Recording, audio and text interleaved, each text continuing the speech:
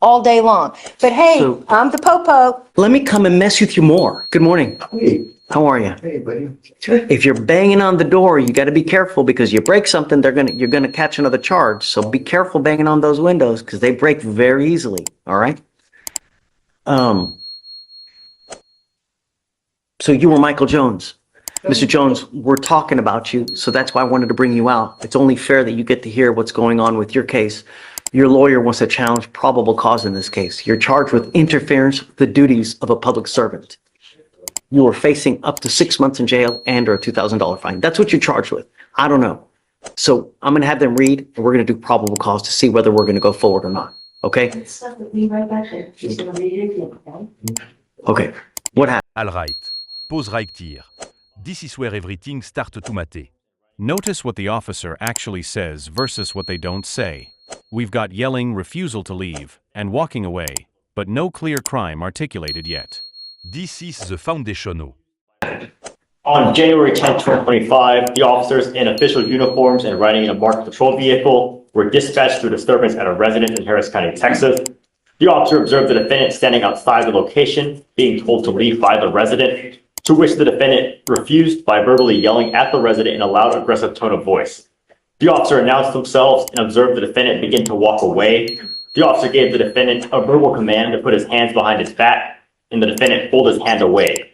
The defendant refused to comply with verbal commands, and the defendant held his arms to his chest as the officer attempted to detain him. The defendant continued to refuse additional commands to stop resisting and put hands behind his back. He yelled at the officer in an aggressive tone and shouted out loud, "Don't let them take me." The officer performed a leg sweep and continued to struggle handcuffing the defendant due to him pulling away. The officer began to roll around while on the ground and reached the officer's hands to prevent him from being placed in handcuffs. The officer continued to give commands, and the defendant continued to refuse. I get it. But what's he doing? I mean, he's walking away. That's what they wanted. Right? So, No? Just losing? Your Honor, in this case, to read the full dim, it was the disturbance call, and they said they observed him standing outside the above location, being told to leave, and they observed him verbally refuse, and then Right, but then cops get up there. and then they observed him begin to walk away. And it says they approached Jones and observed he was intoxicated in a public place based on his slurred speech, pupil size, and Didn't say that. That was in the complete dims, Your Honor. And then it Do you know says about that? and Yes, aggressive Judge, behavior. but Okay, I go have my ahead. argument prepared. Judge, my argument is exactly what you started to say. There's some sort of disturbance, somebody's asking him to leave, they're yelling and screaming at each other. Police coming up and saying, "Hey, I'm the police," you can walk away from that all day long. My client did walk away from that. My client's loud and emotional, as you can tell here today. You're allowed to walk away emotional, yelling, screaming, even using profanity in this state if you want to. Then the cops come up to him and suddenly there's some kind of unfounded allegation of intoxication. There's absolutely no facts other than that statement. "I smell marijuana. You look intoxicated," because it looks like he walked away and the cops didn't want him to walk away. And so now they need a reason to arrest him. My argument is based on if he's charged with interference with a public servant, that doesn't come until later. He has to be lawfully arrested and lawfully detained. This right here is the heart of the defense strategy, and it's a strong one. If the initial detention wasn't lawful, then resisting that detention can't magically become a crime. That's what fruit of the poisonous tree means, poison the root, and the whole case rots. So here's the big question for you: should police be allowed to escalate after someone is already walking away? Or lawfully with the police before that even occurs.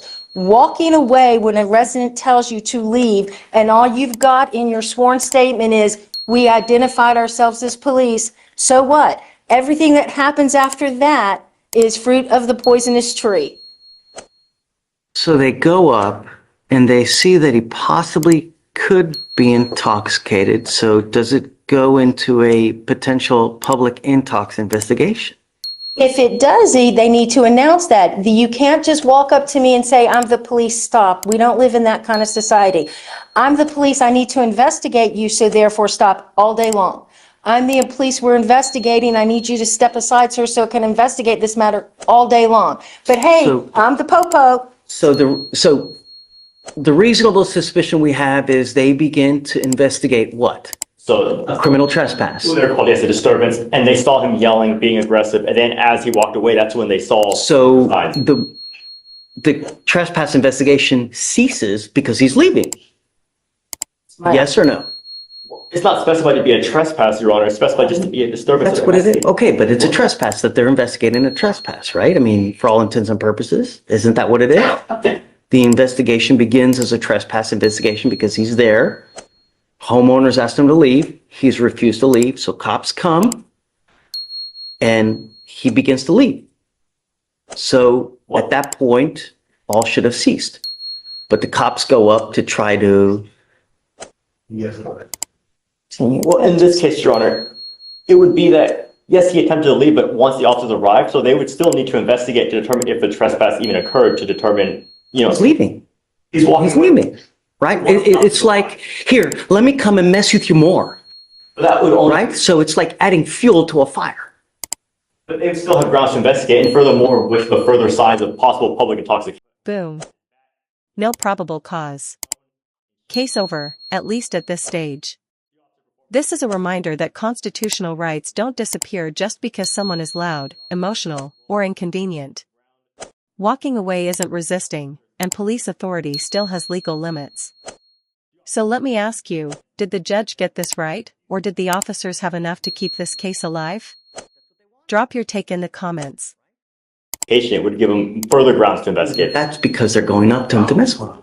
Well, they're going up to investigate what they saw, him refusing to leave, and he leaves. He only left once they arrived. So with maybe potential fear of apprehension, that's when he decided to leave. Which it wouldn't be, it wouldn't undercut their ability to investigate what they had observed happen in front of them regarding that public or that disturbance that they were called about. They still need to figure out what happened there and if there was a trespass to begin with. Judge, you can't flee a trespass. The way you comply is by fleeing. Well, we don't know it was a trespass, it was a disturbance. We don't always specify the disturbance. I'm going to find no probable cause. You understand? Mr. Jones, be careful, man. We have enough drama in this life, don't we? You don't like to wear orange, do you? Be careful where you go. Be careful what you do.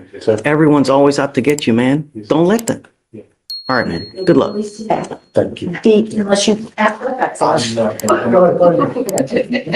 didn't hear what happened.